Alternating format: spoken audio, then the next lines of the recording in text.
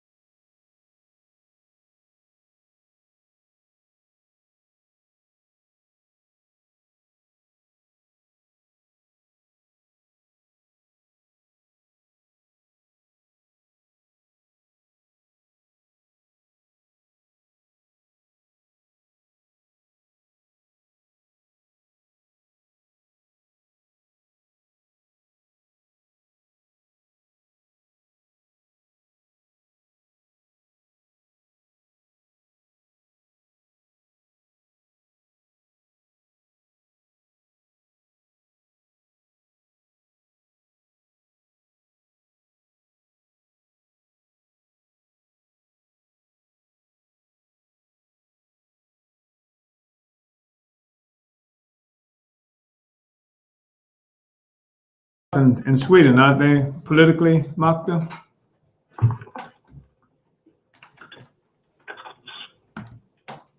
What did you say, Chairman? I'm sorry.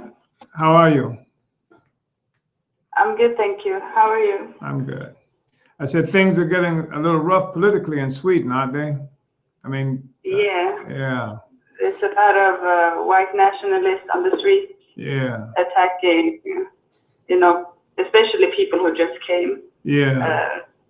Not just Africans, but also Arab people. Yeah. Yeah. We need to organize. But they don't want to say. I'm sorry. They don't want to say what? No, the media doesn't want to say, you know, that they're white nationalists or anything like that. So they say that they are like, what do you call it, football hooligans or something like that. Just like politicize it, you know. I think that we should probably try to organize defense teams. It's going to get worse. It's going to get worse. And people are definitely going to have to be able to defend themselves. Communities are going to have to be able to defend themselves. It's going to get worse before it gets better, if it does. I want to thank everybody for, you want to say something, come back? I want to thank everybody for coming on to the study. We're going to go ahead and move it forward now. It's now 8:07, and so on today, what formally we are talking about is what is the African People's Solidarity Committee.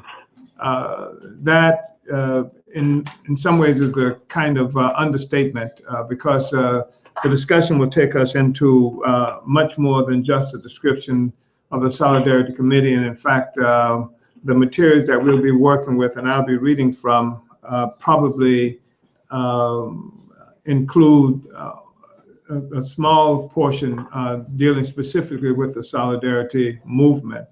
The thing that we're confronted with is the whole question of white people, the relationship of white people to the struggle, who are white people as a socio-political, economic force intervening in human history, and what relationship that has to our struggle for our freedom and our conditions of existence right now.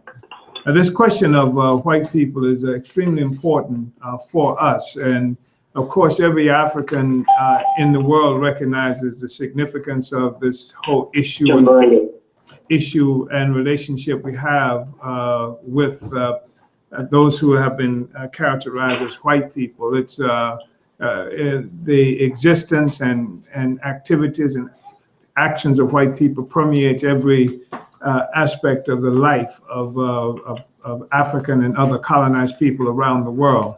In fact, it is so ubiquitous that in some cases we simply learn to live with it without necessarily paying immediate and direct attention to it. It's just like air.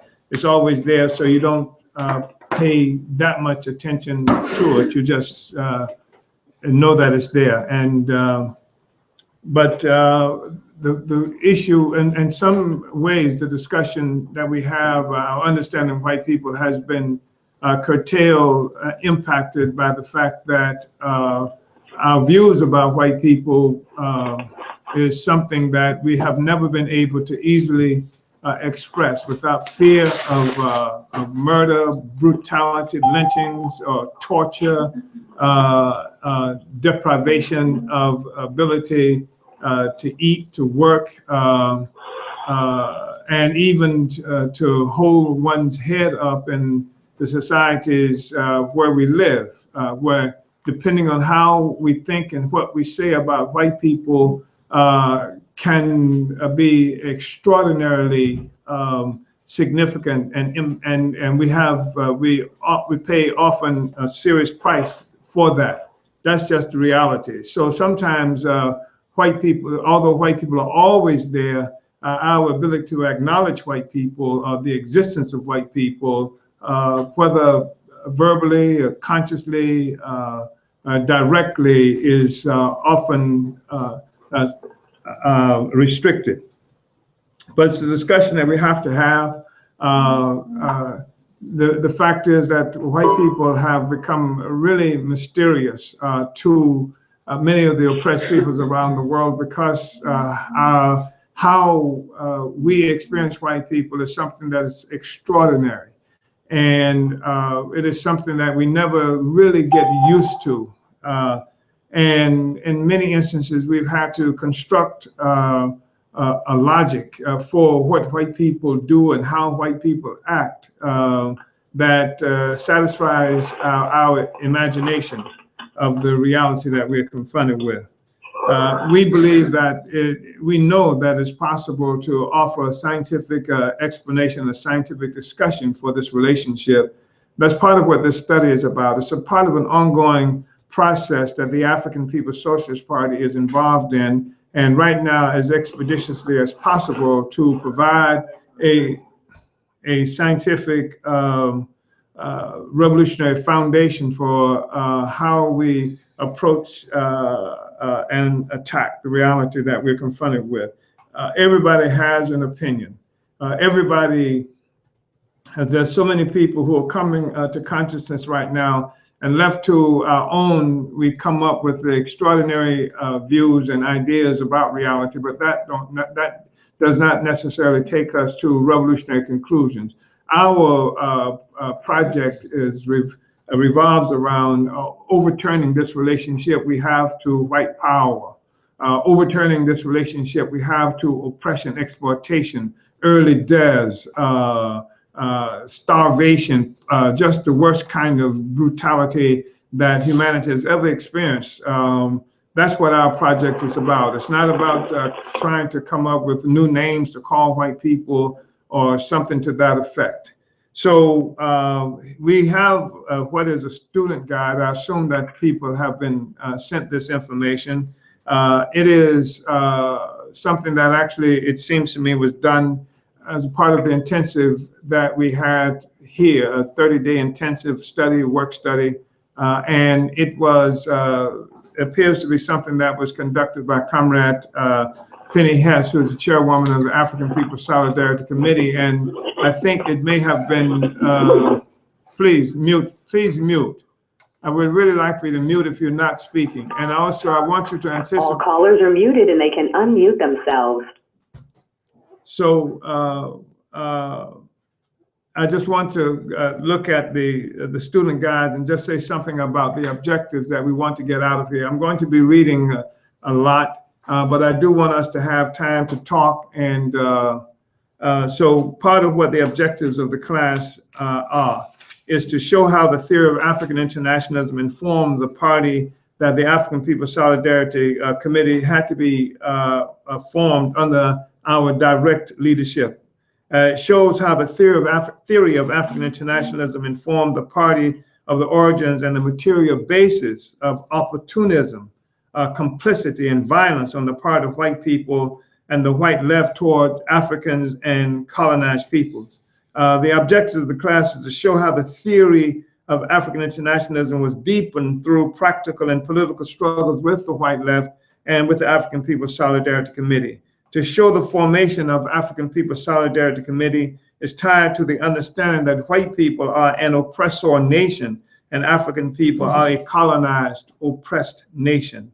And that's really important because what I'm really hoping that people get out of here, one of the things is the fact that we are not engaged in some kind of simple-minded struggle against racism that presupposes that our objective in the world is to get white people to like us so that we can all live happily together. And that's the basic ongoing narrative. In fact, those of us who violate that narrative are often referred to as racists in reverse, just people who are involved in trying to disrupt what would ordinarily be a good coming together of everybody here. Our objective is to end our exploitation and oppression, period. It's to overturn that oppression. It's not about making people like us. People come to this conclusion about racism and making people like us in our community based on an assumption that we can never be free. Therefore, the best thing that we can do is to get the oppressor, the slave master, to like us. And I guess if you assume that you can never be free, the best thing you can do is to get the one who's kicking your ass every day to like you enough that they don't kick it as often and they don't kick it as ferociously. That's not our view. We want to show, in terms of the objective, how the African People's Solidarity Committee was one to embrace African internationalism as its own and to understand its role as a strategic front of the African Revolution. That the African People's Solidarity Committee is the only way North Americans can take a genuine anti-imperialist stand. And one of the reasons we're saying this quite, really is because every day we look up, we find another group of white people who come into our communities and involve themselves in our movements, and they want to tell us how to do things and what it is that we have to do. And that's basically what they see their role is. They read a good book in the library last week that explains everything, and they just want to come down here and let us know what the hell it's all about. We say real what we're looking for is solidarity, and solidarity is material. It's not just we don't need your ideas. We don't need your explanation of our reality. We got that.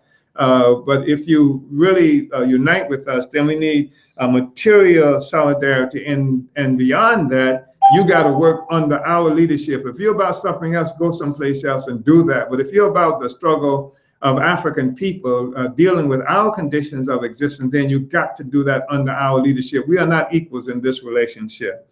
An objective of the class is to show how the African People's Solidarity Committee was one, to embrace reparations as the main work, to show how this understanding of the white nation is critical to ensuring victory over parasitic capitalism, not understood fully by revolutionary leaders and theoreticians of the past. And so these are some of the objectives of the class. And there are some other things that, important points that we want people to know about this subject. That one, the African People's Socialist Party formed the African People's Solidarity Committee in 1976. And there are people who were with the original founding of the Solidarity Committee, and certainly Comrade Penny Hess, who was there in 1976 when the organization was founded here in St. Petersburg, Florida, and continues to be with us today. The African internationalism resolves the question of the relationship of the white oppressor nation to African people. African internationalism proves that all white people sit on the pedestal of the oppression of African and other colonized peoples. It's important to say that because when we run in to white people who, say things, well, I don't feel like an oppressor, and I like reggae, and I got dreadlocks, and I know how to speak in the vernacular, as though that deals with the fundamental contradictions that we are talking about existing between oppressor and oppressed nations, and that's the conflict, that's the contradiction that we are struggling to resolve, and that all white people, even white people with dreadlocks and white people with deep tans, sit on the pedestal of the oppression of Africans and other colonized peoples around the world. And that reparations is a revolutionary demand.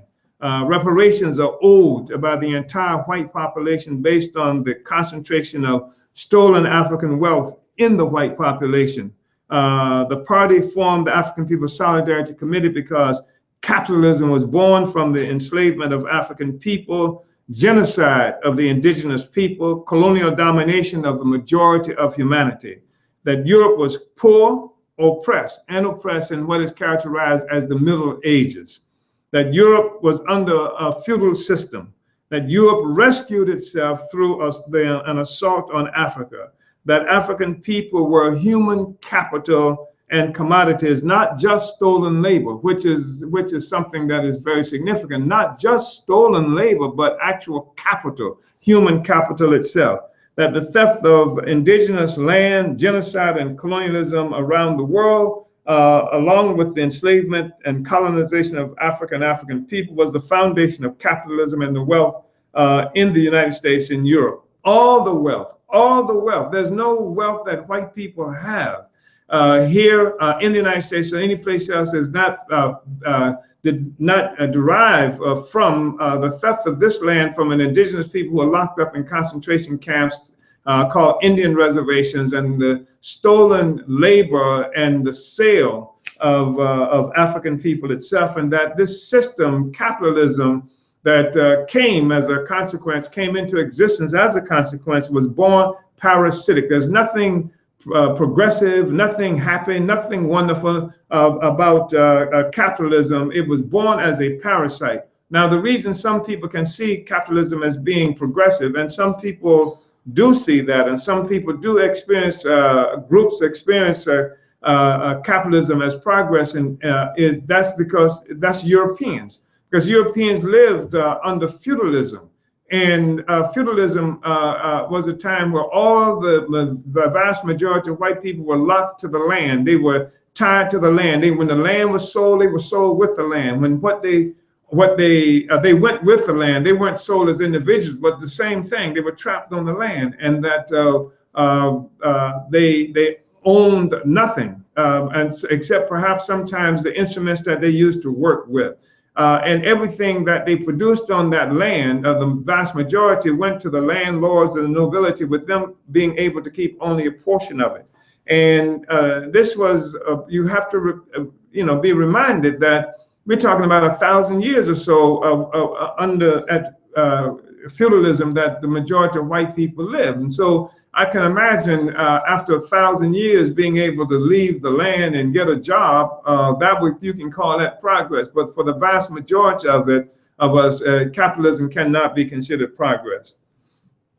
And so it was, and that's what we mean when we say that it was born parasitic, and capitalism was born of imperialism. And by that we mean we recognize that the term imperialism comes from the word empire. And empires were entities that lived off of what it was they took from other peoples and countries. They dominated other peoples and countries.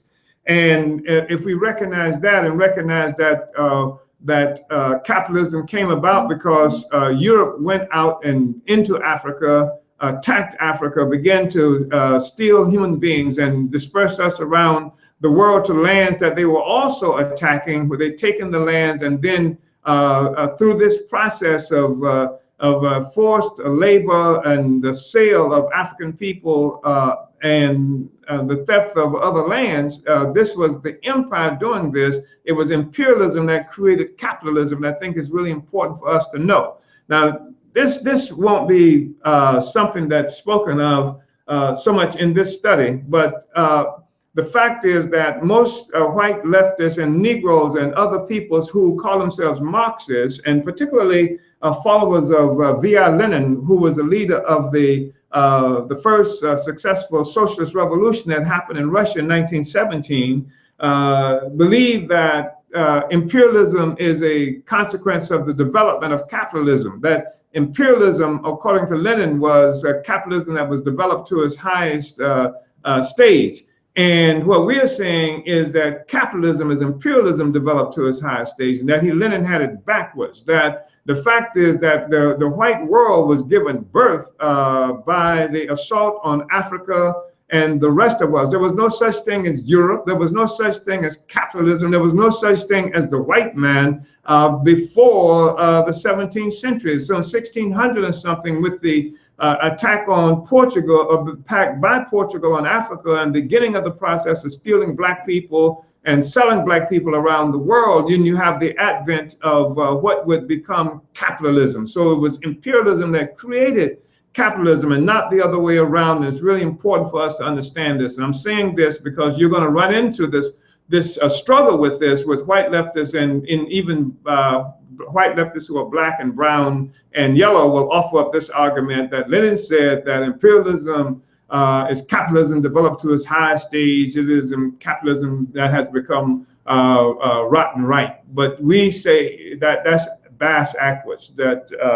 So I'm going to stop now. There are other things that you have to get here, and I'm hoping that people, will begin to investigate what we are reading now. You must read the materials that we are talking about, that we use as the basis of this study. And but right now, I'm going to go into the actual work that we'll be working with, and primarily that's going to be Uneasy Equilibrium, and which is the political report to the 6th Congress of the African People's Socialist Party. I'm going to start on page 71. And on page 71, we say just a little bit about our approach to this and every other issue that we are investigating. And we reveal here that we are materialists. We are philosophical materialists. And materialism, as it says on page 71, teaches us that the world is tangible, knowable, and can be experienced through the senses. And it's important to say that because we have, those of us who have been involved in the movement, especially those of us who've sought nationalist kinds of explanation and a worldview, because we're so tired of this pitiful, we shall overcome, let's integrate with the white people, let's make the white people love us kind of politic. Have heard various kinds of explanations about the world and trying to understand about white people. Like white people, you know, are the devil according to Elijah Muhammad, or white people mutations, or white people. I mean, various kinds of things like that. We say we are materialists, and that the world is tangible and it is knowable and can be experienced through the senses. It teaches us that all existing phenomena result from material causes that come into being, develop, and pass away according to the laws of the motion of matter. Materialism informs us that the material world is primary. It is objective reality that exists independently of the mind and will of individuals. It does not require the permission of gods or important persons for its existence. That is, objective reality we don't have to have permission from the gods, or you don't have to have permission from the gods to make water boil when it reaches a certain temperature. It boils independent of our will, whether you want it to boil or not, unless you do something to make the water go away, put a hole in the container, or turn the fire off. The independent of our will, that water will boil when it reaches a certain temperature, and it will freeze at a certain temperature. This is independent of our will. And what we're saying is there's certain laws at work that don't require permission of gods, or it doesn't require the permission of great leaders or important people or anything like that. The development of the African People's Socialist Party during our historical 41-year, it's 43, 44 years now, trajectory in the midst of intense struggle compelled us to understand that the savage and genocidal brutality inflicted upon our people and the world by Europeans or whites has a material basis. It has a material basis. It is not due to the will of the gods or simply some moral deficiency on the part of whites. While the humanity of Europeans was clearly open to suspicion, the original Nation of Islam, for example, declared the white man to be the devil. The answer to the avaricious motivation of white people is not to be found in an examination of morality, religion, or genetics. Our party and movement were forced to conclude that all humans, including Europeans, are trapped by an absolute necessity to secure and develop the means of subsistence. In other words, the primary motivating factor in human society is the production and reproduction of life. Without life, all other questions, religion, culture, genetics, etc., are moot, meaningless. In fact, you can't pray if you don't live. You can't. I mean, the life is the thing that you have to have for anything else to occur. Indeed, culture is a byproduct of the process of producing and reproducing life. And I'm saying this because there's some people who attribute how white people act to culture. And culture is a serious influence on how everybody acts, but culture itself is a byproduct of the process of producing and reproducing life. That is something that materialism teaches us. However, the process of Africans producing and reproducing life was drastically disrupted and altered by the European attack that resulted in the capture and the colonial enslavement of Africa and Africans. This attack by Europeans on Africa also resulted in the imposition of artificial borders that separate the dispersed African nation from our human and material resources and from a meaningful relationship among ourselves and with the peoples of the world. The material and human resources of Africa have gone to satisfy the requirements of life for Europeans at the expense of Africa and Africans. That's our presence in this country came to satisfy the requirements of life for white people.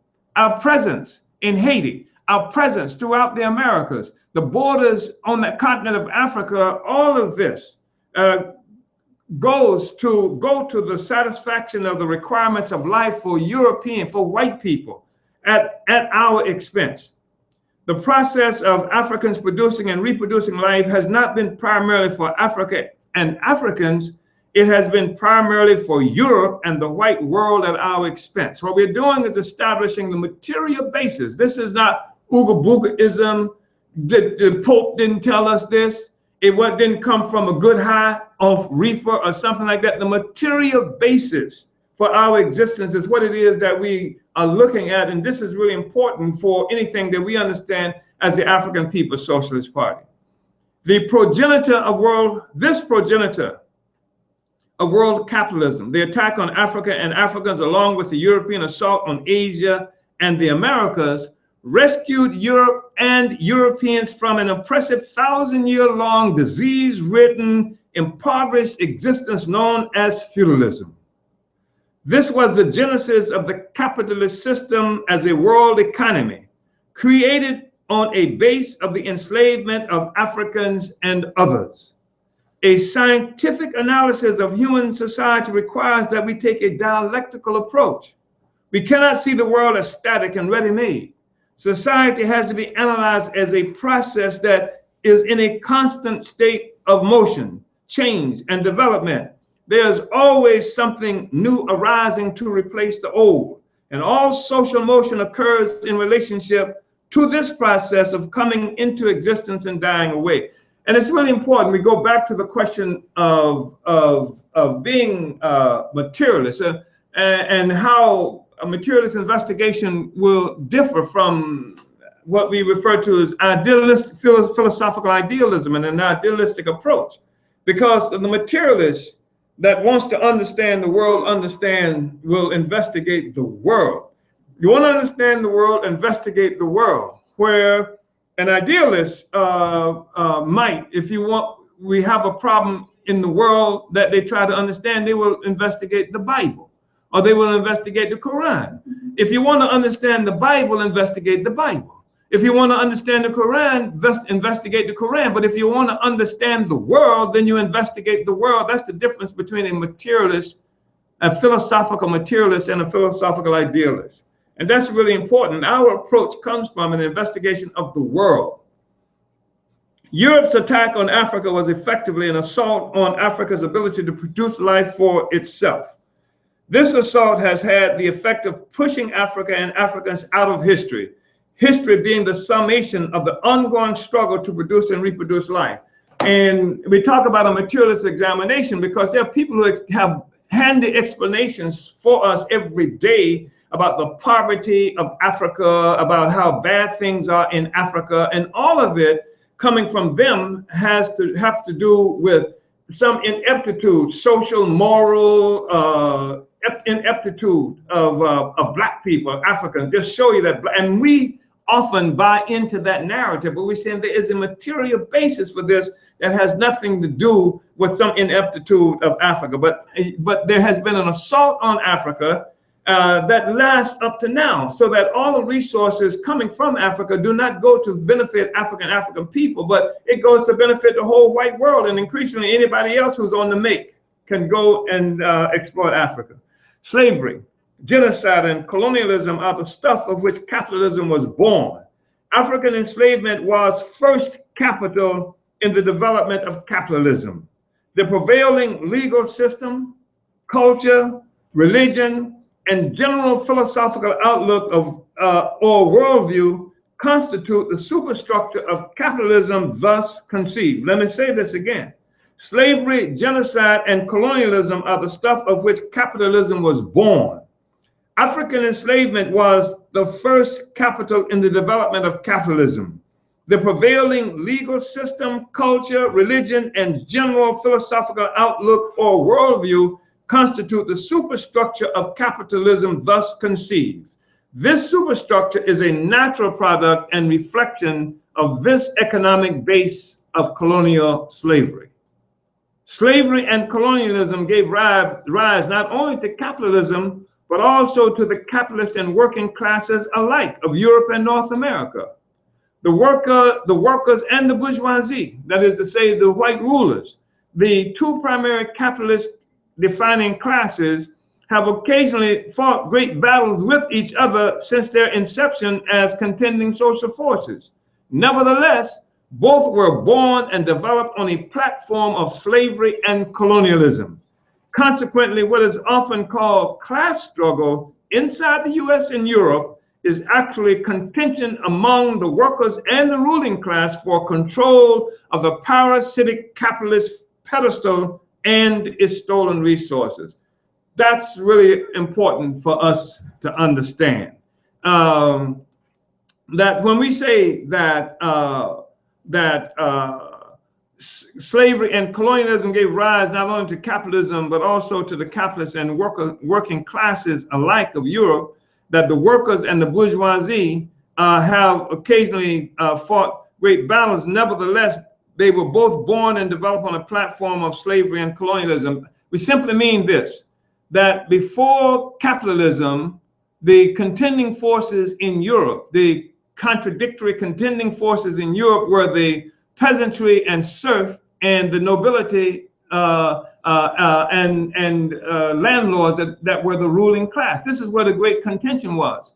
And the vast majority of white people at this time were serfs. They were tied to the land, had no right to anything like that. Great myths and fantasies and fanciful stories have been told about this relationship that has subsequently become romanticized with things like the Robin Hood and the what's the King Arthur and the Round Table, etc. But the fact is that the majority of those white people had no rights.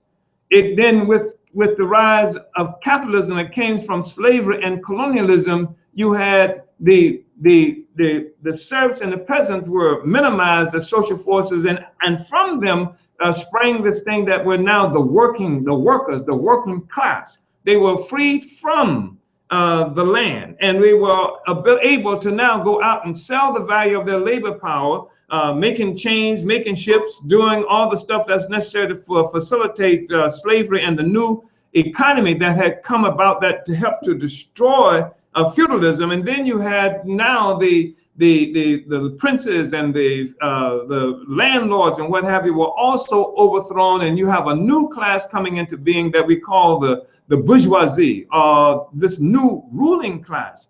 And so both this ruling class and this working class came about as a consequence of the defeat of feudalism, which was born through the advent of slavery and colonialism. So both the workers and the ruling class have their origin, their genesis in the advent of slavery and colonialism. So we say that, and I think it's important, we say that what's often called class struggle inside the United States and Europe is actually contention among between the workers and the ruling class, or the workers and other social forces and the ruling class for control of parasitic capitalist pedestal and its stolen resources. This is what's called, that's the class struggle as it exists in Europe and North America. That's how it's understood.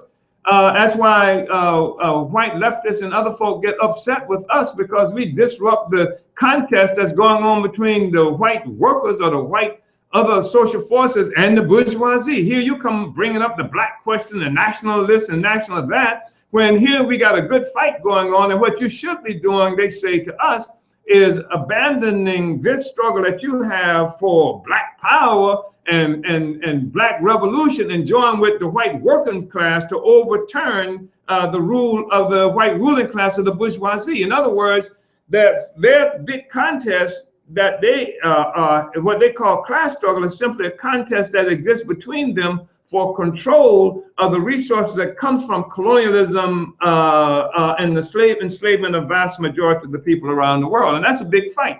That's always been a big contest. And unfortunately, many Africans and Mexicans and Vietnamese, etc., have conceded to that view, that point of view, and ultimately it results in strengthening the position of white power, whatever it's called, whether it's called leftist or something to that effect, at the expense of the strength of the struggle for national liberation and control of our own resources.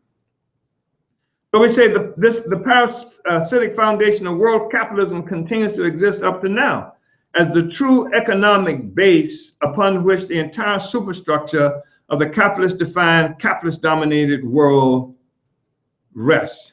The total existence of white people and their ability to produce and reproduce life is dependent on this parasitic relationship that came into being with the attack by feudal Europe on Africa and the world. That is a profound statement that people really should understand. The total existence of white people and their ability to produce and reproduce life is dependent on this parasitic relationship that came into being with the attack by feudal Europe on Africa and the world. That's one of the reasons of the existing crisis that's being played out in the world today, and even in this country, in the presidential elections and all this other stuff. That Trump, by the way, is not different from any of the other politicians. They just say it differently, and if they don't say it, they just do it differently. For example, Trump said, build a wall, kick the immigrants, don't let the Muslims come in. Obama doesn't say that. He just kicks out. Obama has kicked out more non-documented workers than any other president before him.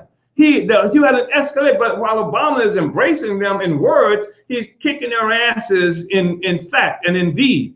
And that's how Obama embraces Muslims and goes to a mosque here in this country, but he's bombing mosques in the Middle East and what have you. So he may sound differently than Trump, but his actions are the same. And all of them who are involved in the same struggle. And the real basis of this contention is the fact that the total existence of white people and their ability to produce and reproduce life is dependent on this parasitic relationship that came into being with the attack by feudal Europe on Africa and the world. And this is what is being fought for right now. This is every battle that you see happening around the world and happening on the streets of Ferguson is based on that fact that the well-being of the whole white world requires the continued existence of this particular relationship.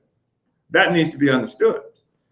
Instead of separate, more or less self-contained worlds existing in casual relationship to each other, there is now one capitalist world system united by a parasitic economic relationship imposed by Europe upon the rest of us. There is therefore no European reality separate from that of Africa and the rest of the world. The entire world is now locked in a single dialectical process, a unity of opposites, whereupon the gruesome extraction of life and resources from Africa and the rest of the world is a condition for the life and development of what we now know as Europe, white people, and the capitalist system to which we have been forcibly affixed. The legal system, culture, white sense of sameness, and political institutions are reflections of this parasitic economic base. White sense of sameness. Every white aspiration and dream, every expectation for happiness and a good life, from a successful marriage to a secure future for their children, requires drone strikes in Pakistan, police murders and mass imprisonment in the African colonies and barrios of the United States, and starvation and forced displacement of the oppressed throughout the world. While not fully appreciative of the parasitic foundation of the entire capitalist system resting on the brutal oppression of Africans and others, Karl Marx nevertheless recognized the relationship between the economic foundation of society and the resultant institutions and ideas.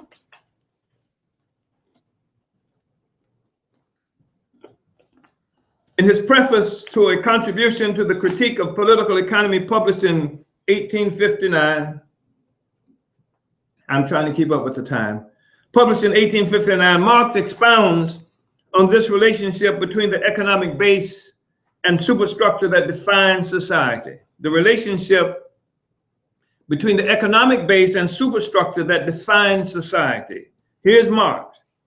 In the social production of their existence, men inevitably enter into definite relations which are independent of their will, namely the relations of production appropriate to a given stage in the development of their material forces of production. The totality of these relations of production constitute the economic structure of society, the real foundation on which arises a legal and political superstructure, and to which correspond definite forms of consciousness. The mode of production of material life conditions the general process of social, political, and intellectual life. It is not the consciousness of men that determines their existence, but their social existence that determines their consciousness.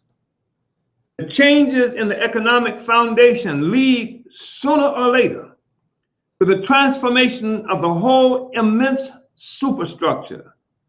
In studying such transformation, it is always necessary to distinguish between the material transformation of the economic conditions of production, which can be determined with the precision of natural science, and the legal, political, religious, artistic, or philosophical, in short, ideological forms in which men become conscious of this conflict and fight it out.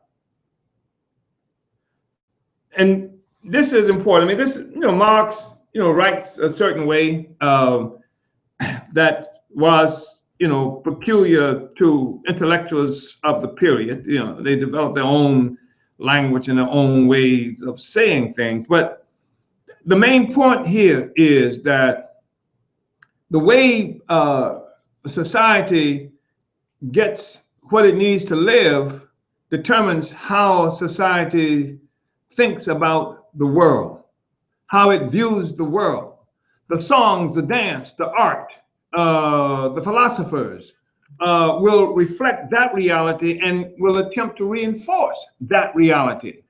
That's really important for us to understand. So that's why with a slave society, you don't have schools and churches and other institutions, and generally speaking, challenging that, but they will reflect and justify that. They will even, and that's religious, culturally, and other ways as well. This whole notion about racism, what is racism? Racism is the underpinning, the philosophical underpinning of a society that was born, constructed of slavery and genocide against the other peoples of the world, but got its initial identity through capturing and selling black people. So it is the philosophical, it is the philosophical expression of that material reality, that material relationship.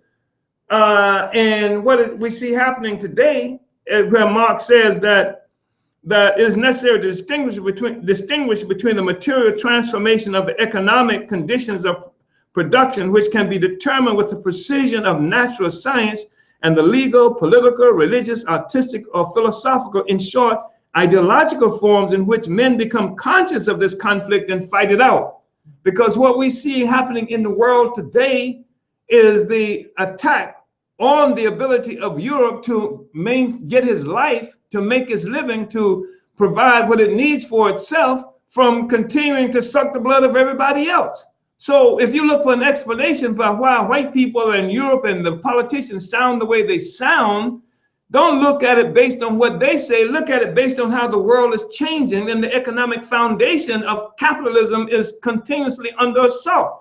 When the people in Afghanistan and Pakistan and throughout the Americas and the African communities in this country now are depriving this system from how it, from the resources and the basis of how it has existed in the past, you will see now the whole system, the whole superstructure is extraordinarily confused and conflicted. And explanations don't explain anything now. Every day they come up with new explanation. They come up with politicians who are trying to respond to this material reality. A material world is changing under their feet. The white thing ain't the thing that it used to be anymore. And that's impacting upon everything else that you read and hear. And that's why it's important for us to have a materialist understanding. If you want to understand what's going on, don't go and listen to Trump to find out. Don't listen to Hillary. Don't listen to Bernie Sanders, who himself is a reflection of the desperation of a social system that can't get by the way it used to get by. If you want to understand what's happening, don't go to them. examine what's happening in the world. This is something that Marx says, and I agree, that can be determined with the precision of natural science. You can go and look at how much money they got last year from Afghanistan, how much money they got last year from Iraq, how much money and resource they were able to get the years before, 5 years before, how the oil prices and what is happening with oil and why it's happening with all of these things are things that you can go ahead and gauge. You don't have to listen to Trump and listen to Bush, because when you listen to them every week, you get a new explanation because they can't explain it. But African internationalism does explain it. Also explains the relationship that we have with white people and white people themselves as emergent, as factors in the social life and political and economic life of the world. Just as one does not judge an individual by what he thinks of himself, says Marx, so one cannot judge such a period of transformation by its consciousness. But on the contrary, this consciousness must be explained from the contradictions of material life, from the conflict existing between the social forces of production and the relations of production. Do you see? We're just quoting Marx, saying the same thing I just said now. You can't look for an explanation about what these politicians are saying. Look at the world. Look at the contradiction that's existing between the social forces of production, the forces of production, and the relations of production. Of course, the basic relations of production are such that they require the Africans, the Mexicans, the people in Nicaragua and Venezuela and all over the Americas to continue to provide resources, free or near free labor, all of their lands and etc. There's a huge conflict that's come between, that's emerged here, and that's the explanation for it. That's what you have to look at. Anyway, the era of struggle and resistance within which our party was born was an era of ebb and flow, and the challenge to this parasitic relationship, the survival and longevity of the African People's Socialist Party, our persistent involvement in and learning from the practical struggles of the African working class and the fighting and oppressed peoples of the world are among the things that prepared us more than any other political formation for the tasks that confront Africans in the world today. Just finally, the birth of capitalism did not simply involve the replacement of the old feudal economic system in Europe with a new system. The death of European feudalism threw the entire European world into turmoil.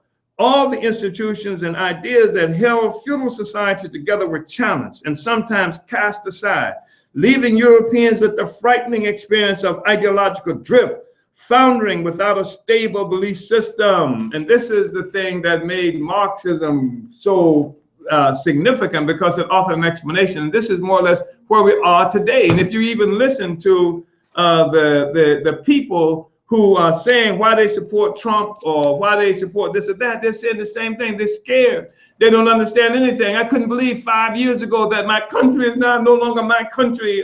What is it that the America is not as powerful as it used to be? We can't beat anybody. We can't force anybody to do it. This is the kind of stuff they're saying today, and they don't have an explanation for this reality, but we do. So I'm rushing. Hopefully I'm rushing because we do have a few more things to accomplish before we end it. I'm going to go to just page 96. Actually, to page 97. Under the, and we're still looking at an uneasy equilibrium. You should have the material before you. You should get the book if you don't have it. Where it says the material basis of white terror, there's a subhead here. It says that one of the issues that has served to befuddle sectors of the African liberation movement in the US and elsewhere is the definition of white people, their role in history, and their place, if any, in the struggle to end oppression and exploitation. This is an issue that has been complicated by the fact that for centuries, race-based biological definitions have been used by Europeans oppressors as justification for the horrors they have inflicted on most of the world, and especially on Africans. To justify the colonial enslavement and brutal oppression of Africans, Europeans concocted pseudoscientific biological evidence purporting the inherent inferiority and bestiality of the colonized.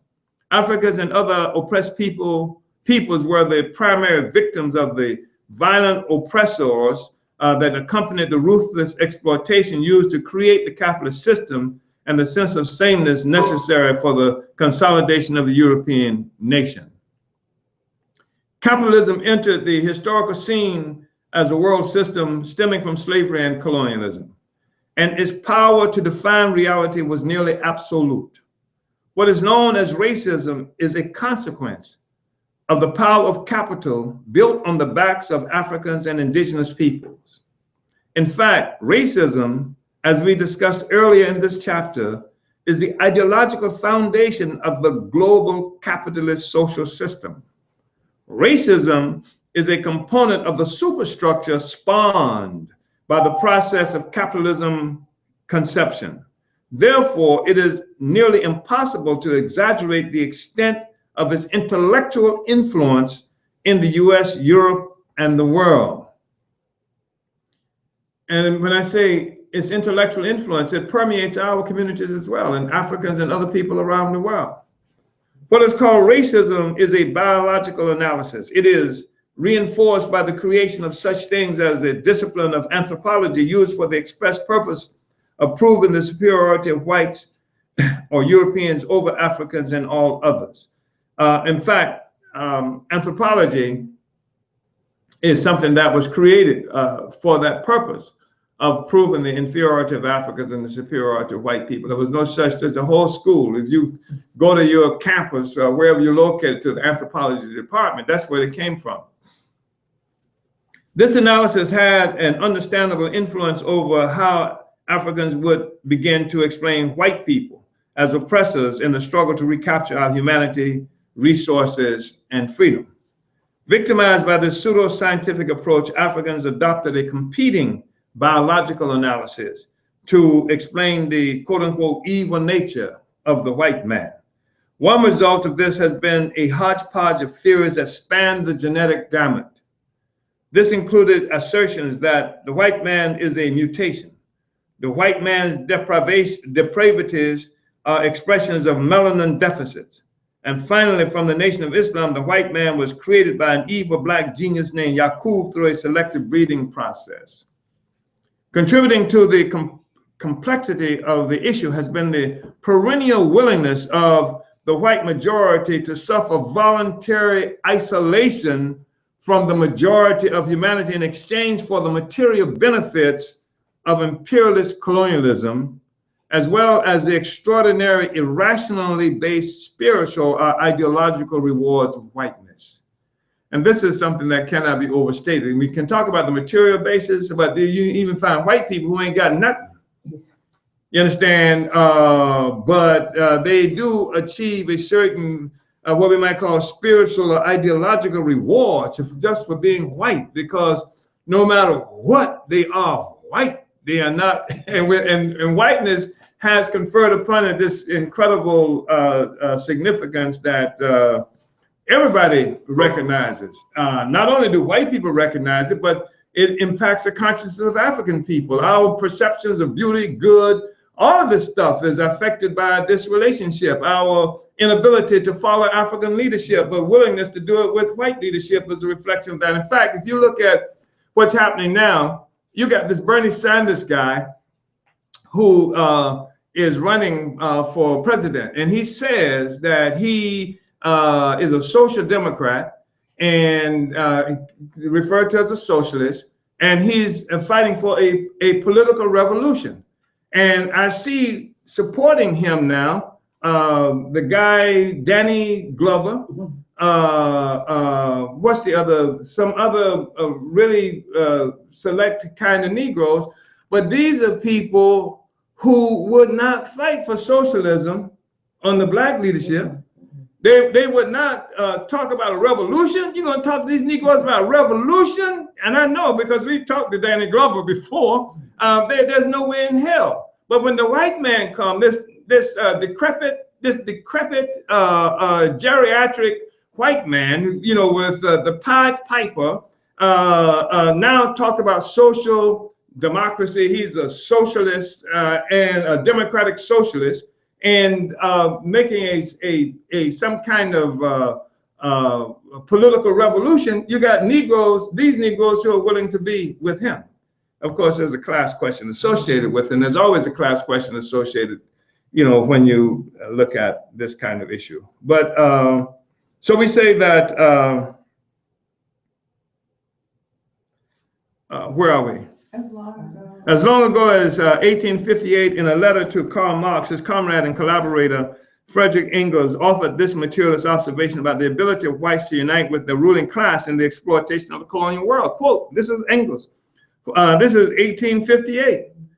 For a nation which exploits the whole world, this is, of course, to a certain extent justifiable. Later in 1882, in a letter on the same subject, Engels would comment to Karl Kautsky, quote, you asked me what the English workers think about colonial policy? Well, exactly the same as they think about politics in general. The workers gaily share in the feast of England's monopoly of the world market and the colonies. And then what Engels has begun to do here is attempt a scientific materialist-based explanation for white behavior. We have spoken to this issue earlier in our description of the economic foundation of capitalism and the resultant superstructure. However, our party has much more to say on this issue that has provided such a Gordian knot until cut asunder by the incisive blade of African internationalism.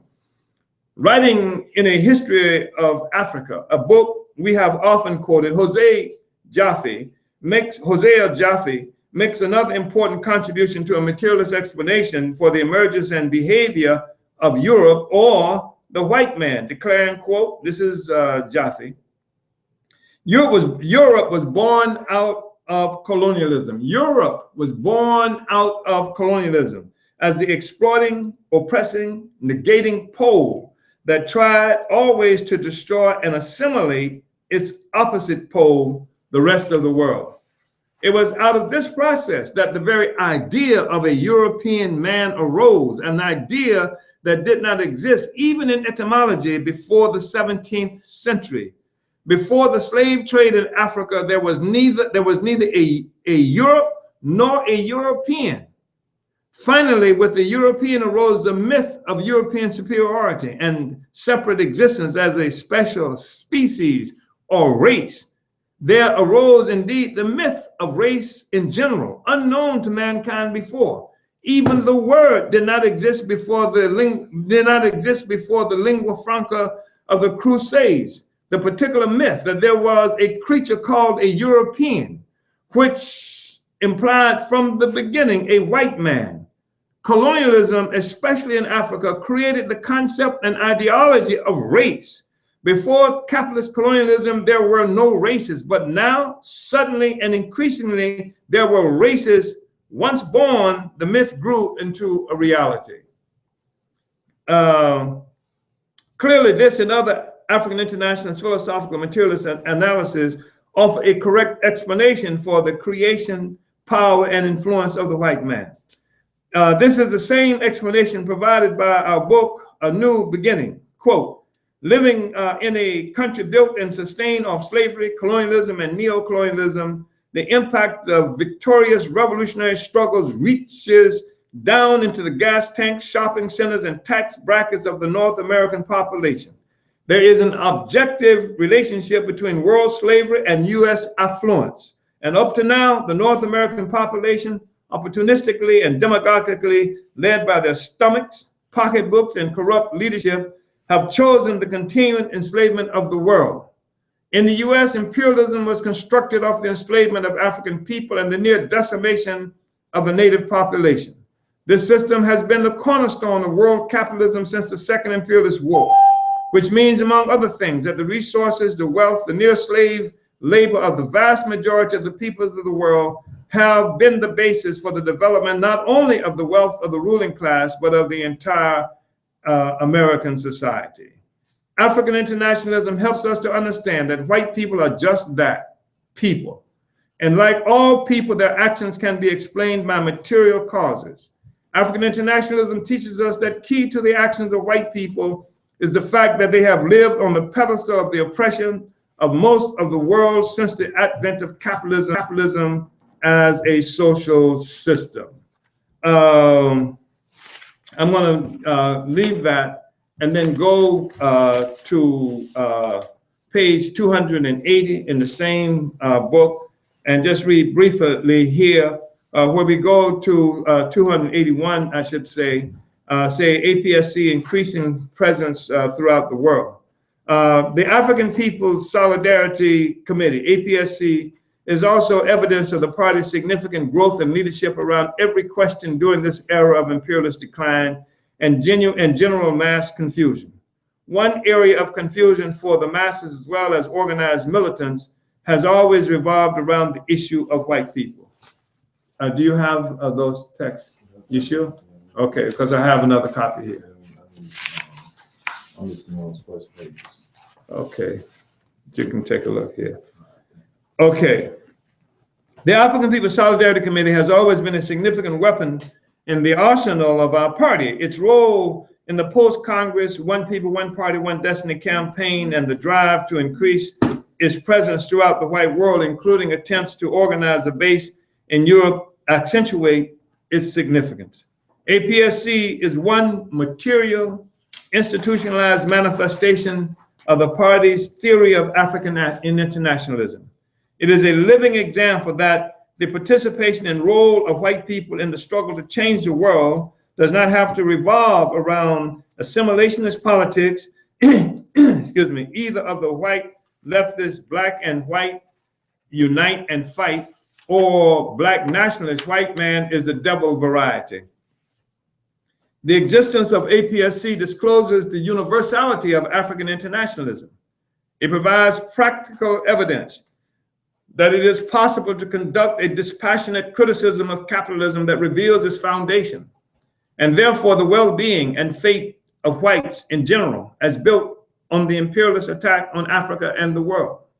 It helps us to understand that African internationalism is not a theory of Africa and Africans separate from our relationship to the world, but a theory of Africa, Africans, and peoples of the entire world in relationship to the emergence, existence, and future of capitalist imperialism.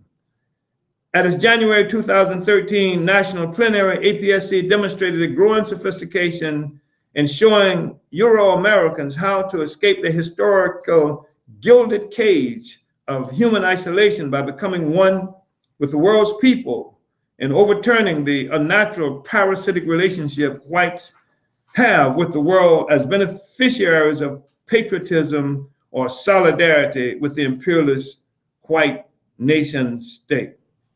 So I'm going to leave that and then go to this finally. I think it's final, yeah. This section and 188 under the subtitle, Party-Defined Role of White People in Our Struggle. The question of the relationship and role of white people in history and the struggle for socialism and African liberation is one that has long plagued our movement. African people have a bloody history with the white population. White people have historically functioned as arms of the oppressive colonial state against us, motivated to do so by the reward of colonial booty, elevated social relevance, and a putrid ideology arising from a vicious social system based on genocide, slavery, and colonialism. White people have created in the African world conflicting responses that run the gamut of hatred, awe, fear, servile obedience, permanent suspicions, and unrelenting resistance. The bestiality and inhumanity of the colonial treatment of Africans and others have done much to mystify Europeans or white people in the eyes of the oppressed, making it difficult to develop a political response to their presence and location in the structures of our oppression. This has been further complicated by the whites who love us, as they were called by Comrade Robert Mangalisha Sobukwe, founder of the Pan-Africanist Congress of Azania. The whites who love us are the communists and other liberals of different stripes with their generally patronizing stances that reflect their imperialist pedigree.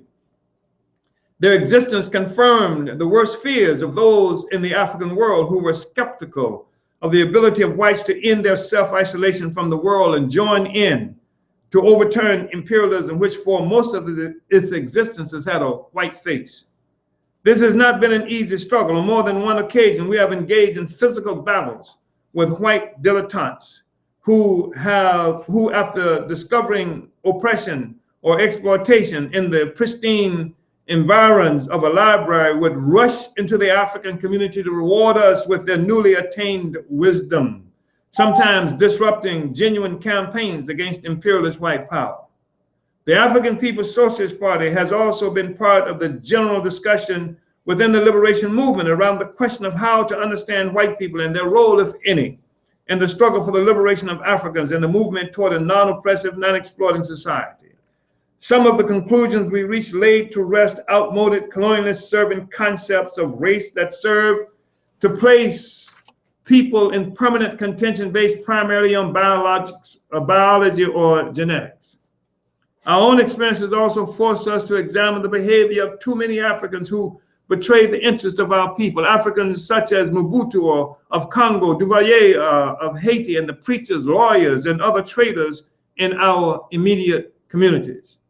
Obviously, their actions could not be explained by their race. So there was clearly some other explanation that had to be explored.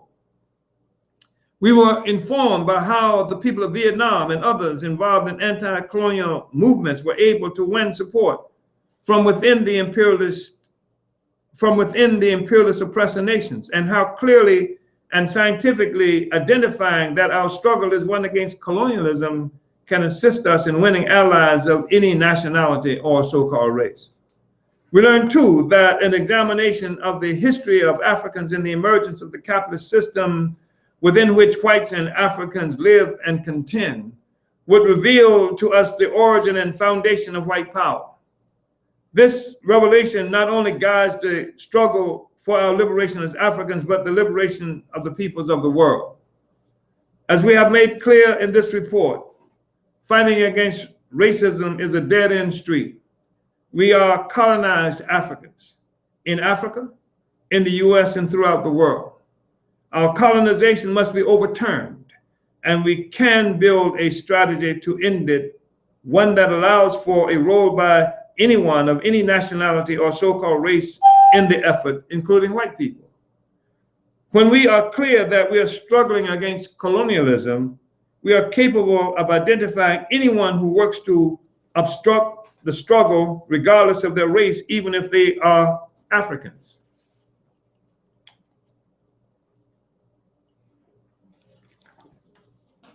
We have to be clear here. When we say that we can have a strategy that allows a role by anybody of any nationality or race, including white people, to participate in it, we're talking about the struggle against colonialism. We have to be clear, because you're going to find whites who are willing to participate with you all the damn time. But you got to remember, we said in the struggle against colonialism. There are whites who really love you, who really want to be with you, who want to go hand in hand into the sunset and what have you. But the question is, do they unite with the struggle against colonialism? Colonialism presupposes Africans are fighting for self-determination, be able to exert our own will in our own, determining our own future, etc., independently of any unnecessary or unwanted intervention by white people or by anybody else for that matter. That's the struggle against colonialism. And the majority of white people who you know who want to work with you are not willing to struggle against colonialism, even sometimes the person you're sleeping with. So that's the real issue that we have to, really deal with and resolve. We say we are also then capable of identifying any genuine ally. This is why the party fought so hard against the designation of our struggle as one against racism, especially at a time when most of the world was in an uproar to end colonial domination by Europeans. In 1976, the party worked with the Puerto Rican Socialist Party and an assortment of Africans and North American activists to build a July 4th mobilization in Philadelphia termed a bicentennial without colonies. This event was held to challenge the hoopla initiated by the U.S. ruling class to build patriotic fervor among the North American population on the 200th anniversary of the bourgeois American Revolution. We saw this as an excellent opportunity to win support for the U.S.-based African struggle against colonialism and mobilized our members and supporters from the U.S. to participate. We also used this anti-colonial momentum to identify many North Americans who had indicated friendship with our party over the years and win them to an organizational relationship. In September of that year, we pulled these North Americans together in St. Petersburg, Florida, to launch the African People's Solidarity Committee, an organization of North Americans or so-called white people who would work directly under the leadership of our party in the struggle against our colonial oppression as we defined it. The launching of the African People's Solidarity Committee did not occur without struggle. The fact that the party had identified certain forces and pulled them together to work under our leadership did not automatically mean that these whites would simply overturn their own history and tradition in the structure of our oppression. Some North Americans have always been able to offer charity to African people, even within the most oppressive expression of our relationship going back to slavery. Genuine, principled, material solidarity based on opposition to U.S. colonial domination of our people was another question. In the relationship with Africans, either directly or indirectly, whites have a tradition of being bossed, and Africans have a tradition of being bossed. All this had to be overturned. There was the notion of many of the whites being organized under our leadership that we were entering into a relationship of equal parallel struggles. Some of the forces imagined that solidarity work meant North Americans doing their own things to free white women or white homosexuals or white workers, while Africans, as recipients of their occasional charity, would be permitted to handle the African question. It was many years until this notion was overturned. The fact that all the work was subordinate to the liberation of Africa and African people, that all white people exist and benefit from the pedestal of the oppression of Africans and other colonized peoples, and that the task of the solidarity movement is to win support for the Black Revolution inside the white community as a strategic component of our struggle to overturn white power, where the oppression and exploitation of the world is centralized. This took some time to win. For years, the creation of APSC was met with a barrage of criticism, most of which was surreptitious, sometime in the form of slanderous whisper campaigns from North American leftists and Black nationalists. Nevertheless, history has shown us to be correct in building this arm of our party. Many of the APSC comrades have proven themselves strong African internationalists, opening up another heretofore unavailable front for Black power within the North American community, something that is valuable unto itself. This organizational relationship provided another means of challenging the empty race nationalism that inadvertently contributed to the overall weakness of our struggle against U.S. colonialism and imperialism in general. The creation of APSC helped us to end the counterinsurgent isolation imposed on our movement by the U.S. secret police, political police. It gave us an avenue through which we could break out of the information quarantine, blocking the ability of our movement to engage in political debate and struggle outside the colonized community. The advent of APSC has also forever changed the limitations North Americans and Europeans have imposed on how genuine solidarity could be defined. Now it is not they, but we who define solidarity with our struggle for liberation. This is really important, the stuff that we've read up to now. The whole ability of the imperialists to isolate our struggle and in so doing define what it is that we are about.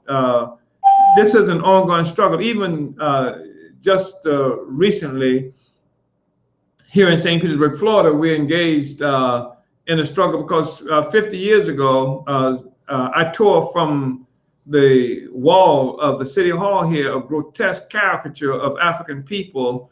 I mean, it's just a horrible, like a Ku Klux Klan magazine kind of thing. People won't believe it just listening to me. You have to see it to know what I'm talking about. 8 by 4 foot mural hanging in the city wall of City Hall, and I tore it down. And got, was charged with 11 different kinds of criminal offenses and spent 2.5 years in prison for that thing. And now the city, since that space, 8-by-4-foot space in the city hall has been vacant for 50 years, and they want to put up another mural. And they want to put up something that they say reflects the events that resulted in the mural being removed, and they want to the mural to also show the improvement in civil rights and so-called inclusivity that exists in the city today. And so, we protested that. And first of all, just impossible for them to do that. And if you look at the headlines and the articles that were written about it, I mean, the way they wrote it, it was an indicator some Negroes and Omali Yeshitela was protesting the city wanting to put up a mural. They wanted to put up a mural, and it was really crazy. And they could do that if they could isolate us and to have this discussion over our heads and just talk to the white people without any kind of intervention of our own. This is just a real simpler example of what I'm talking about, but they do this about peoples all over the world. They tell us about people in Afghanistan and people everywhere around the world because they can isolate. And what we've done is broken this isolation. We've broken out of this encirclement of this information encirclement and what have you. And with the solidarity forces, we can put forth our own opinions and positions in the world that challenge exactly what it is that they are saying. They don't have an absolute monopoly on the ability to define our reality. We have an ability to counter them through an instrument of the party in the form of the African People's Solidarity Committee. That's just an example of what it is that we're talking about. And this doesn't really have anything to do with whether Africans like white people, because I know the reality of this relationship and just the impact it's had on people, how we've been affected by it, how spiritually and morally and physically, and the people who are still rotting in prisons and all of this. But it's not about liking white people. It's about winning liberation and recognizing if you're going to make a struggle for liberation, then you have to be able to have forces fighting on various kinds of fronts under one strategic direction. And if you can, an objective of the solidarity movement, in fact, is part of it is to be able to take the African revolution behind enemy lines. Is to make it impossible for there to be an absolutely consolidated white aggression against us, to be able to penetrate the white community and to challenge how it intends and attempts to move against us. And that's not just in the white world at large, but it's also in the so-called white left and white communists and things like that.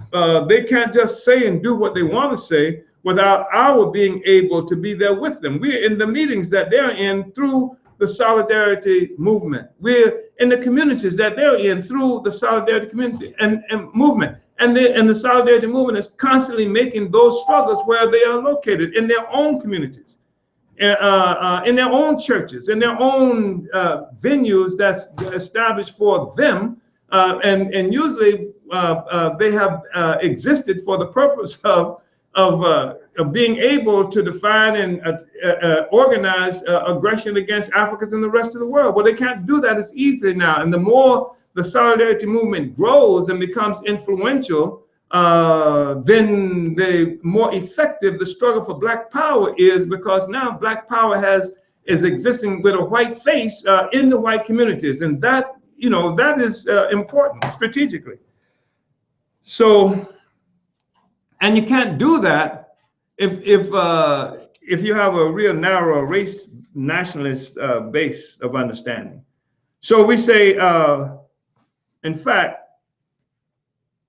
on page 193, the second paragraph, the existence of APSC has also forever changed the limitations North Americans and Europeans have imposed on how genuine solidarity should be defined. Now it is not they, but we who define solidarity with our struggle for liberation. And the fact is that the white people have always been the one who can tell us what they're going to do, what they can do, what they will do. They've defined it, and many of the organizations and movements up to now have conceded to how white people, through their own white power, have been able to define what it is that the solidarity and what was solidarity and what they would do. And in fact, they are the ones who create the line that the struggle for black power, reparation, all this stuff is somehow an attack on the unity of the working class. This kind of nonsense, anything to keep us from being able to fight in our own interest. And I'm gonna just for another 3 or 4 minutes, and then we'll end this.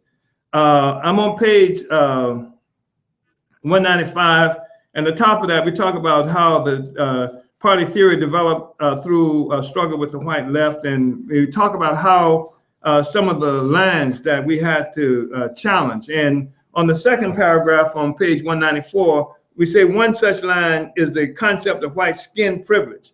And you've got people like this white man, Tim Wise, who's getting rich off running around on campuses and talking about this kind of stuff, but there are others as well. The notion that our struggle is against the privileges that white people are afforded by their skin color.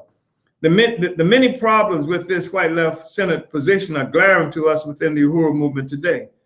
This is a position that maintains the centrality of white people as subjects of history. It is one that obscures the parasitic relationship existing between Africans and white people who function as the oppressor nation sitting on the socio-economic pedestal, regardless of status or income. This relationship stems from the colonial parasitism that gave birth to the system of capitalism and the concept of whiteness itself. The idea that Africans would be essentially tied to a struggle to end white skin privilege is the one that undermines the reality that our concern is not about the skin privileges of whites. African people are fighting against white colonial domination. I mean, the only reason there's any discussion about the privileges of white people in relationship to African people because we've been kidnapped and we forcibly in this situation with white people. We're not trying to end your damn white skin privileges. We're trying to end this white skin relationship. We want to overturn the whole colonial manifestation. But as long as people can have you fighting against white skin privileges, you're always fighting within the assumption that we are supposed to be here and that there's something normal about the relationship except white people got privileges that Africans do not have. That's an absurdity. The political advantages that whites have in the world are based on the nature of the system that elevated Europeans to significance through expropriation of our political and economic power over our own rights and resources. Our struggle is against white colonial domination imposed to sustain a parasitic economic relationship that requires political repression, both popular and state-initiated. White skin privilege is an idea that comes out of Euro-American group arrogance, born of this parasitic economic foundation, and arrogance whose basic criticism of the system revolves around their own sense of significance. The white skin privilege position is related to the struggle against racism, protecting the actual system by attempting to end privileges without destroying the colonial relationship that white people have to African people. The existence of privilege is a statement of power. White privilege is white power in relationship to those who do not have power.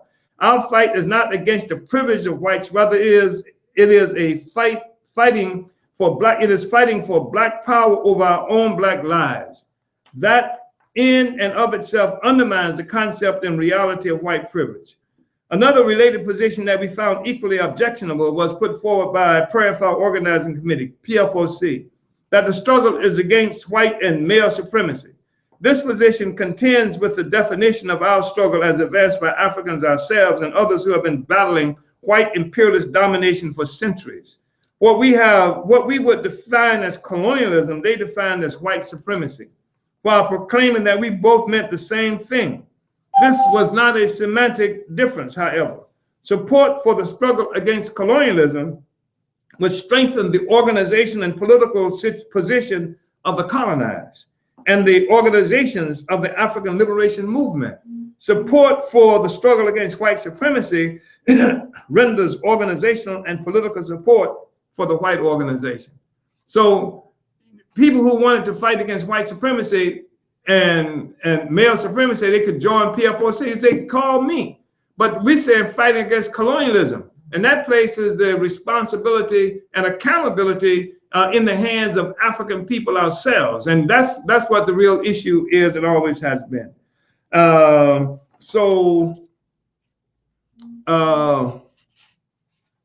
going to just go briefly to page. This is a really important section of the political report on this question, especially as it relates to African People's Solidarity Committee. And I just want to say that much of what I am reading and what we've been able to accomplish with the African People's Solidarity Committee and the victories that we have in the struggle, I really have to attribute to Comrade Penny Hess in the sense that in a practical way, we had to have forces who could unite, who could really unite in with what it is that we were trying to do, and to fight on that front within the North American population, and even inside what we call African People's Solidarity Committee itself, because that's been a rocky road traveling with the African People's Solidarity Committee. And there were battles, ongoing battles within the organization, between the party and the organization. And it was only at that time in 1985 when Comrade Penny Hess really made a fierce breakthrough, I guess, in her own consciousness, and certainly was able to wage the battle with African People's Solidarity Committee that actually threatened her ability to be with the group because they were so upset with the struggles that she was waging. And I cannot overstate the significance of that. And she has played a major role in defining and battling for the African People's Solidarity Committee and the solidarity work that exists up to now. So there's much more that we could read, but I won't. I want to stop now. I want to open it up for discussion. I know that during the plenary, I heard secondhand that some people were kind of upset by the presentation that Comrade Penny Hess made. And this is one of the reasons we felt like it would be important to have this discussion so that we could lay out the material basis for that. And also we could lay out how we understand this whole question of white people and our mission with the African Revolution, and I think help to contextualize what it was that Comrade Penny Hess said at the plenary. So having said that, I want to open it up now to see if there's any discussion by anybody. Chairman, we got a question off of YouTube. Unique Divine asked this question when he was talking about the empire. When you talk about empires and imperialists, how does that relate or differentiate from the ancient Egyptian empires, the Incan Empire, the Aztec empires, and these other ancient empires? Are they not imperialists also? Well, first of all, I don't know if any of what you just mentioned were empires. I truly don't. I know that part of what happens is that we take concepts that exist today, and looking back at things, we impose upon them the same definitions that relate to the stuff we're talking about today. That's one aspect of it. But the second thing I want to say about that is that human history has entered into an entire new place with the advent of capitalism that came about as a consequence of imperialism. And this capitalism that came about as a consequence of empire imperialism just transform the entire world, that everything, all the countries, if there were an Inca empire, if there were an Egyptian empire, it was not something that dominated the world and that and locked everything else into its embrace. But I know that often, for example, there is language that we use to describe phenomenon, and most of the language using is language that Europeans used based on their situation. For example, I heard we talk about a queen in Zinga, and we hear of this queen and that queen, but I doubt very seriously if there was any such thing. I mean, if that was traditional to Africa. What Europeans did was find situations in the rest of the world that they thought was a reflection of the kind of relationship they had, and they gave it the same name to what it was that they were experiencing. And I'm sure that there was different social phenomenon that existed, and European imposed the same definitions that they were accustomed to that reflected their reality more than it reflected the reality of the people. So what I'm saying is that capitalism that was born of empire, and this capitalism was born of the European empire that went out, and there was no capitalism during the Incas. There was no capitalism during Egypt. The capitalism that came about as a world system was born through the empire, the European empire, European imperialism, empire creation. Uhuru. Uhuru. Oh, that's all from the Anybody else? Anything? Gotta unmute yourself. By doing *6. Do *6 and you can unmute yourself. I really want us to have enough time to have some discussion. If there's any discussion, I really would like for it to happen. Uhuru. Jim. What is the difference? Who is this? Oh, sorry. Who is it? Uhuru. Yes, who is it? Paula. Uhuru. Yes, Paula. Uhuru, Paula. When someone's white in the reactionary, we call them a white nationalist. What is the difference between white nationalists and calling them a white supremacist?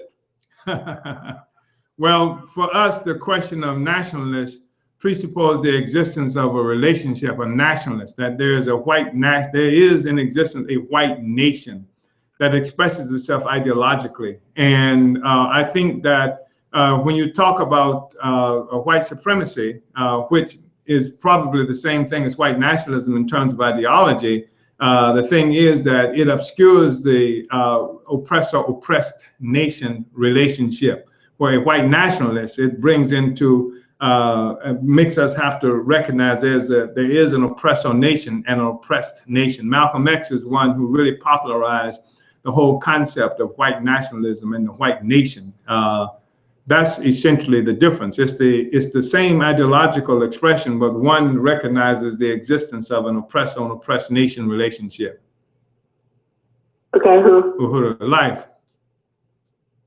Oh, Chairman. Can you say, I appreciate the study. I really do. I thought it was important to address the question as you did. As you have, so like for almost 2 years, you've been talking about the significance, the importance, and the purpose of the solidarity movement and the APST. And I think it's I really appreciate you making that clear for the world. I want to know if you can say a bit more specifically what you said about anthropology and its origin.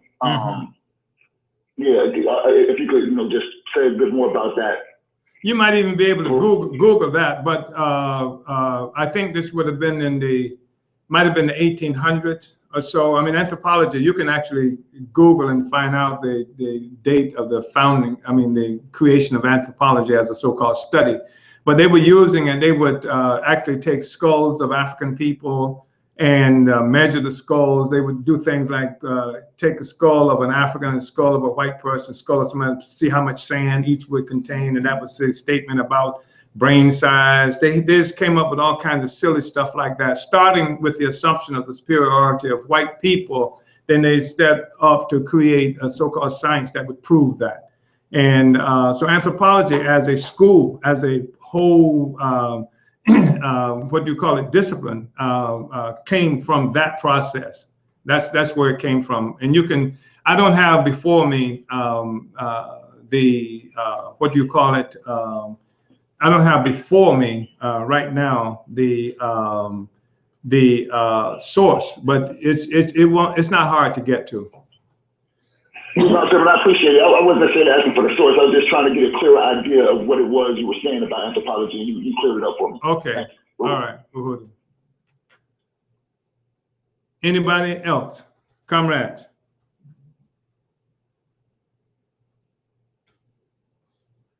Mike? Love? Anything? Star 6 to unmute. Maybe we should unmute. Okay. We can unmute everybody. Yeah, unmute everybody. All callers are unmuted. Hello? Uhuru. Uhuru, Chairman, I really appreciate the study and learning the difference in what we are experiencing.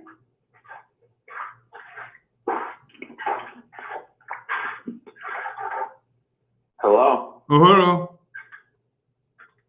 Yes. Uhuru, Chairman. Who is this? This is Harold Davis. Yes, Comrade Harold. This isn't actually about the African People's Solidarity Committee. I was wanting to know what the major differences between Imperialism was and the African People's Socialist Party. Okay. Imperialism is a mass organization that was created by the African People's Socialist Party. We created what was first called PDUM, People's Democratic Uhuru Movement, in Oakland in 1985. And it was a response to the defeat of the African Revolution and the attempt to continue to build a revolution and to move people beyond that period of defeat. And to do that, we had to deal with the basis of the defeat, which was the counterinsurgency war that had been waged against African people that resulted in mass arrests, assassinations throughout the country, demoralization of African people, and an inability at the time to call for African people to continue the revolution. Therefore, we had to create the ability under the leadership of the party, which is a revolutionary organization, to win people to participate in political life through concentrating primarily at the time on the symptoms of imperialism, the police brutality, the problems in the schools that we were having, the merchants that were ripping us off in our communities, the slum laws, etc. And so we built campaigns that dealt with that to help win people to revolutionary consciousness, and we built that as an international organization over a period of time. It is the mass organization, and people who are come into NPDUM unite with the basic principles of NPDUM, but they are not all in the members of the African People's Socialist Party. To come into the party requires a greater discipline and different kind of unity. So that's effectively what it is, that there is a different discipline associated with being in the party. And but if you're interested in that, we can explore that, beyond this. Uhuru. You got some more off of YouTube and one off of Periscope. Saying Mwali Oteka. Uhuru, Chairman, what is the role of people in Dominican Republic, Cuba, and Puerto Rico? I don't know why you specified those three particular areas, Puerto Rico, Dominican Republic, and I guess probably maybe I do, because in the Dominican Republic you got a bunch of Spanish-speaking Africans who have come under ideological assault to convince them that they're not Africans, and the Africans, the Haitians, who have been brutalized and responsible for the liberation of the entire island of people there, are somehow Africans, and that they're under assault. And a part of that is, you look at Cuba, where you have Cuba and Puerto Rico, where you have a greater infusion of Europeans. You look at Europeans and indigenous, a few indigenous people who survived. And sometimes in Cuba, you see like solidly African communities, and sometimes you see what people call Ladino communities, what has been referred to as Ladino communities, Indian and it might be considered Indians and so-called Indians and European mixtures, etc. And similarly in Puerto Rico. But the fact is that the philosophy, ideologically, all of these places have been victimized one way or another by imperialist philosophy that presupposes the superiority of whiteness, and some of them have run from Africans because of that. Cuba is an interesting place because we know Cuba has made a lot of progress, if you want to characterize it as that, tried to differentiate itself from many of the other places by at least affirming an African connection, heritage, and what have you. But some of the same contradictions continue to prevail. Ideologically based contradictions continue to prevail in all of these places. Uhuru. Now we would ask people to self-mute if you're not on. Please self-mute if you're not on. And I'm not sure if I addressed the specific issues that Oteka was referencing, but Chuck says thanks. Uhuru. Also, we got, I don't know if some people on the phone. Quickly do it. Quickly do it. All right. We got yesterday, Uhuru Chairman further explain the parasitic relationship between the oppressor nation and the oppressed. Specifically, how does the well-being of white people directly tied to the exploitation of African people in the U.S.? Well, there are many well-beings associated with that. And one of which I am certain that their imperialist sociologists understand quite well, that the presence of African people in this country, for one thing, is part of what keeps the U.S. society stable, more stable than it would ordinarily be. Because if Africans were not here, then white people would have to deal with each other more directly. The so-called white worker and white boss, they would have to come face to face with each other. The presence of African people obscures what might otherwise be considered a contradiction that exists between white people, between white bosses, white work. That's the profound benefit is what I mentioned earlier, the spiritual and ideological thing, that the presence of African people, because no matter what status or what place a white person is, they always recognize themselves as being white, which means being better than the Africans, etc. And that's, I can't, I don't even know how to quantify that, the significance of that. Then, of course, there are other aspects of it that's not as pronounced today as it was even a few years ago, in terms of cheap labor and sometimes near free labor in the prisons and other places like that, but even in communities. And this huge labor reserve force that African people constitute, where you got whole communities, maybe 30, 40, 50% of the people who don't work and can't work, and what that means in terms of the value of labor in the whole society, because you've got this huge reserve force that's always needing to work and needing a job, and it can depress the value.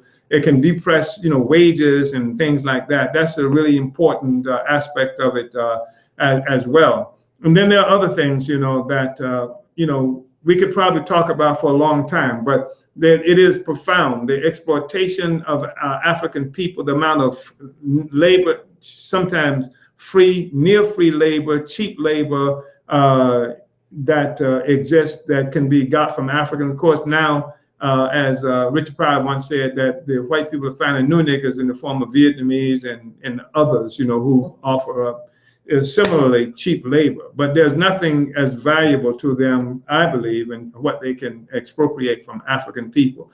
And it's a dual sword, so it's a dual-edged sword, because on the one hand, there is that valuable. On the other hand, there's the problem that Africans do represent in terms of ongoing resistance, revolutionary struggle, which is one of the reasons they're stuffed in the prisons with African people, and which is problematic because some of you may have read Man, Child, and Thinking Promised Land, that talks about how African people are no longer valuable in the same way, and therefore are problematic. You know, that our existence and future is extremely problematic in terms of white people's willingness to do horrible things to get rid of us. Anyone else? We have another question. Let me see if there's anyone else. Go ahead, Javon. This is S. Siraj. Sadie. All right, I knew she had another name. All right, Sadie. I appreciate the study. What more, or what today does the Solidarity Committee work on or do day-to-day work? I think all right, she corrected it. What does their day-to-day or committee work consist of now, current work? Part of the work they do is within the institutions, the economic institutions, though that is something that is in a state of transition because much of what they've done in the institutions, when I say institutions, I'm talking about our furniture stores, I'm talking about our bakery, our food, Uhuru Foods and Pies, things like that. And so that's in a state of transition because we're moving more and more forces in the party, assuming responsibility for that. In some instances, they work a lot in North American community, they hold forums, they are constantly engaged and struggle political education within the North American community. They sell the burning spear. They, initiate demonstration mobilizations. They have participated in demonstrations with the white Confederate flag thing and etc. They have a annual march against march and conference against genocide. What's right now it's been mostly conferences, but they've done the march days in solidarity with African people, and that's mandated constitutionally. And that means that they are constitutionally required to organize as many people as possible, especially North American and others, in solidarity with the struggle of African people. And these are public events, and they've been held, they've been held in Poland, they've been held in San Diego and Oakland and St. Petersburg, Florida, and in various other places throughout the United States. Anyone else? Uhuru, Chairman, this is Sophie. Okay, this is the last one. Go ahead, Sophie. Can you say a little more about what's going on in Sweden? Oh, just in Sweden, just like in much of Europe, there's because of the economic crises that white people who lived off black people and other people for so long, now they're feeling a pinch because the economy is in serious trouble. And so there are groups and organizations of white people, some of them in politics and political office, who are waging wars against the so-called immigrants. Some of them are in office and some of them are just organizing on the streets themselves, and they are attacking Africans and Arabs and things like that. There's a similar kind of thing that's happening in various other places in the white world, including in this country. But it's just manifesting itself in a very sharp and serious way in Sweden right now. So, Uhuru. So, comrades, I'm going to go ahead. I think there are a few announcements we have to make quickly. Are there any announcements? No? If you don't have them, we're going to move it. Okay. Yes, go ahead. I just want to know who is on the line before we just rush away. I've gotten Herdoja, Janice, Elizabeth, Mike Love, Denise, Tashinda, Kitty, Star, Lisa, Ruby, Ali, Maureen, Fofi, Akinye, Stephanie, Jordan, Ann, Angelica, Kabaka, Johan, Pete, Tammy, Ona, Will, Aisha, Paula, Bruce, Sadie, Magda, Chimaringa, Harold Davis. Is there anybody that I didn't call? Diane. Diane. Daphne. wait a minute. I know. Aquino, Diane Aquino, Daphne, Oteka. Oh, Life. Gobina. Life, Kobina. Who was Brian? Brian. Here, this is Day. Day. Hi, Belafonte. Is that it? Oh, Keno. Okay, I've got you. Okay, thank you. Listen, comrades, I want to express appreciation to everybody coming into the study. The reason we really push the studies is just this moment in history. We don't want to lose this one. In the 1960s, we had an incredibly important revolutionary movement that was made more difficult by the fact that there were so few people who had acquired political and educational, theoretical and ideological development. And we are challenging that right now. We are trying to build a movement that has as its very foundation the kind of theoretical and ideological clarity that will take us through. People have asked why the African People's Socialist Party, why I was able to exist all these years when so many other forces did fall by the wayside. And I'm saying to you that African internationalism and some ideological clarity was a part of that. And what we want to do now is replicate ourselves 1,000 times over to build a genuine revolutionary movement. So I appreciate everybody's participation here. And I do hope that, among other things, that we encourage people to get involved in self-study, and particularly study that comes from the party. I know that there are different materials that we produced in the past that people may have found rather difficult when they first started. But I'm telling you that if you go back to that stuff now, after these studies, hopefully, you won't find them as difficult as when we began. Also, I just want to tell you that it's important for everybody to jump on this Africans Charged Genocide campaign. Do everything that you can to get it out into the world, africanschargedgenocide.org. Spread it out. Let's make this thing jump. Like comrades, I know some of the people who are on this phone are engaged in actual work right now to do that. Sell the burning spear. Let's get the burning spear out. That's one of the most important tools and weapons that we have to spread our philosophy. And also it should represent the day-to-day work that we're doing as a party and as a movement. Comrade Guidi, you were going to say something. Yeah, I just want to piggyback on what the chairman talked about, studying African internationalism. To announce again that we are having the month-long intensive, 30-day intensive in July, from July 2nd to July 30th. It's going to be here in St. Petersburg, and we've asked the leaders on the region and other mass organizations of the party to send your list in. It was due on the 3rd.